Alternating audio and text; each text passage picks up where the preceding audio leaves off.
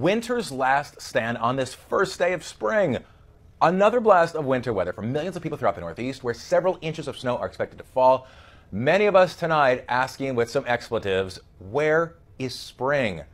Hello everyone, I'm Dan Kleffler in New York. Now, with a look at the snowy start to spring, which is supposed to be flowers and sunshine and warmth, which it is not right now, is ABC's Elizabeth Herr from Central Park. Elizabeth. Hello there, Dan. You know, spend about 5 minutes out in this and you'd be asking, spring? First day of spring? Really? It is absolutely freezing out here. And let's see, Friday afternoon, and behind me, Central Park is like a ghost town. And we did catch up with some folks who were brave enough to venture out in this, and the consensus here is basically spring and snow, those two words should just never be used in the same sentence. Wet, white, and even icy. Definitely started to stick on the roads. It was kind of a mix, sleet, you know. Certainly not the kind of driving conditions you expect when the calendar says it is spring, but this is what Mother Nature had in store for drivers passing through parts of Pennsylvania early Friday. It's horrible out that way. Coming down 78, it was slushy, and then all of a sudden it went to ice. People are driving too fast. In New York City to southern Connecticut, as predicted, snow started falling late Friday afternoon, sending some to social media to document the irony of this spring snowstorm and leaving others dreaming. I wish the first day of spring was all flowers and happiness. I'm over it. It's been the longest, coldest winter. We're angry, we're being defiant, so we're walking out here with our umbrellas and protest. Speaking of longest winters, Massachusetts, where many spent this winter buried under this record-setting 108.6 inches of snow, forecasters say this time around, the majority of the storm will breeze right past them. And for everyone else, there's also good news. We are told this storm, it's a quick one and it should be over by tonight. But if you are going to be venturing out in this, head out a little bit better prepared than this reporter who came out here without gloves and a hat, and I am freezing. Dan. Oh, Elizabeth, you better hope that we didn't lock the door when you left the building because you didn't leave prepared. All right, but be straight with me. With all the people that you're talking with out there, I mean, sure, the snow looks beautiful in Central Park whenever it first falls, but I mean, did anyone swear at you when you asked about their thoughts that it's snowing on the first day of spring? You know what? We got actually a little bit of everything. We did get a lot of people saying, snow, really? Let's just get this over with. Some other people said, snow, it's pretty. You know, what's there to complain about? But I have to say, the majority of the people were just fed up and they just said, this is unacceptable. Yeah. Spring, get here already. Exactly. Well, I mean, listen, even the rats are leaving town. I think they're fed up with it as well. ABC's Elizabeth Herr in Central Park. Elizabeth, come back inside, warm up, dry off. We appreciate it. So on the roads tonight, as the commute is going to get underway and the snow continues to fall, ABC's Josh Haskell is out there as well. And Josh, no doubt it's going to be a tricky commute out there. Where are you at right now?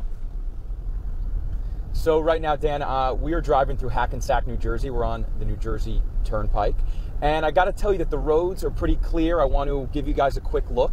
That is what we're seeing right in front of us on I-95, the New Jersey Turnpike.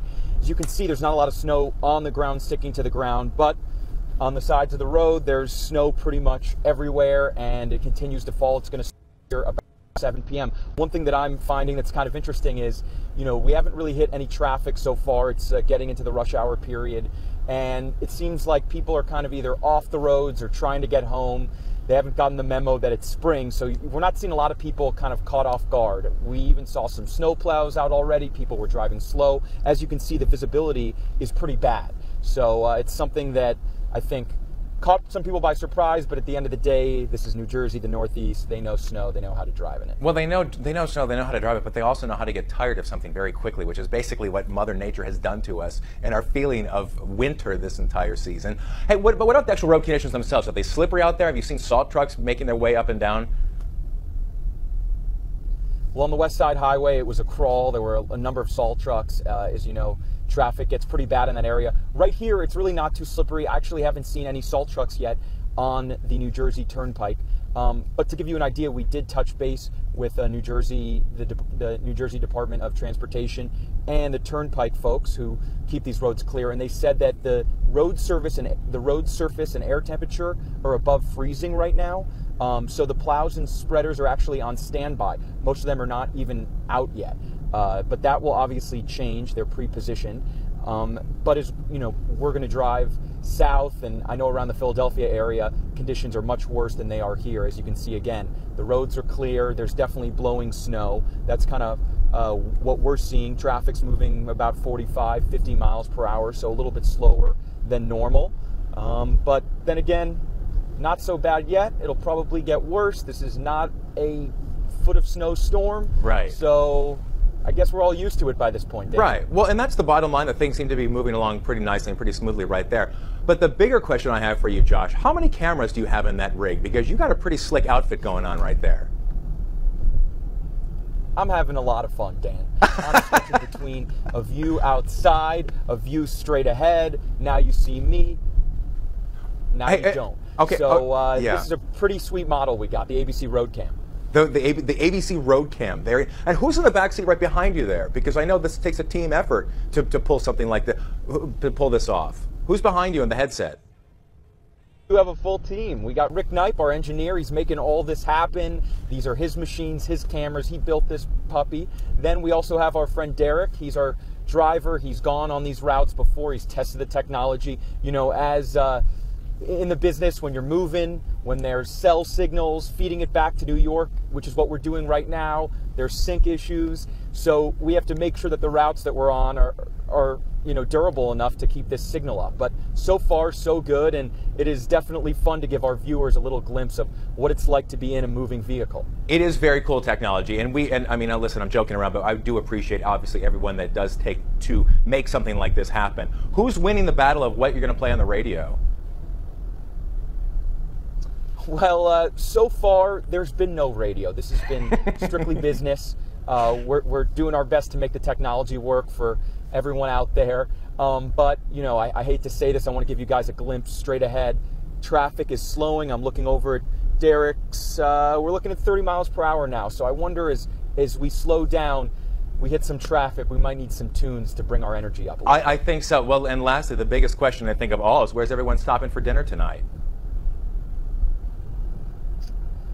I don't know how long you expect us to be out here, Dan. We have not thought that far ahead. Oh, okay. All right. Well, you probably should have planned, because this is the internet, and we can go as long as we want to go. We're not restricted by 23 minutes in commercials. You are right. We should have brought snacks. We should have had a diner mapped out. At this point, we're staying on I-95. We're going to do some more reports, including a report on World News Tonight coming up at 6:30, where we do expect the roads to look a little different than they do now. As you can see, there's a truck that we're passing, and here's another one right now. Derek's moving a little fast, but keep it up, Derek. Safety first, 10 and 2. Hitting another slow. Nice. All right, Josh Haskell and the crew out there on the roads in the Northeast as the snow continues to come down. Josh, guys, thank you so much. Stay safe out there as always. And of course, as Josh just said, we'll have a complete report coming up on ABC News World News Tonight with David Muir tracking the spring storm on tonight's broadcast. Stay up to date anytime by downloading the ABC News app, starting the story for updates on the go. For now, I'm Dan Kleffler in New York.